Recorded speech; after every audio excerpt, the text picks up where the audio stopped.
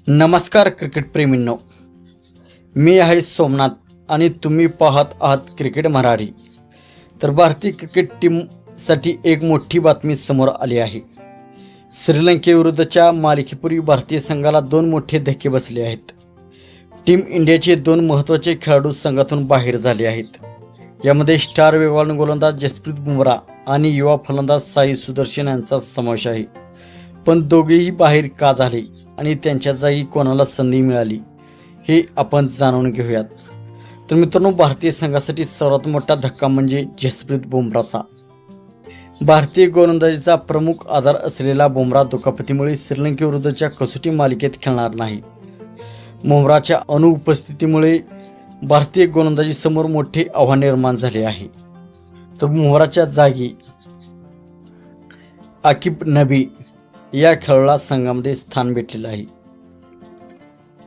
मित्रांनो, कसोटी क्रिकेटमध्ये बुमराहसारख्या अनुभवी आणि प्रभावी गोलंदाजाची भूमिका अत्यंत महत्त्वाची असते।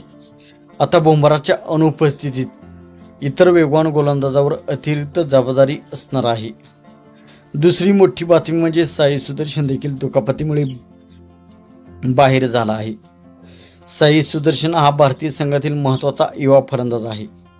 त्याच्या अनुपस्थितीमुळे भारतीय फलंदाजीच्या संयोजनात बदल करावा लागणार आहे। मात्र साई सुदर्शनच्या जागी भारतीय संघात सरफराज खानचा समावेश करण्यात आला आहे। सरफराज खानसाठी ही स्वतःला सिद्ध करण्याची मोठी संधी असणार आहे। आता त्याला अंतिम 11 मध्ये संधी मिळते का याकडे सर्वांचे लक्ष असणार आहे।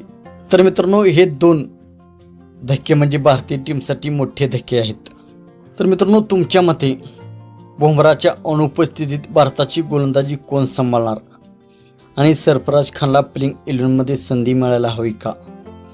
कमेंटमध्ये तुमचे मत नक्की सांगा। व्हिडिओ आवडला असेल तर लाईक करा, शेअर करा आणि क्रिकेट मराठी चॅनलला सबस्क्राईब करायला विसरू नका। जय हिंद।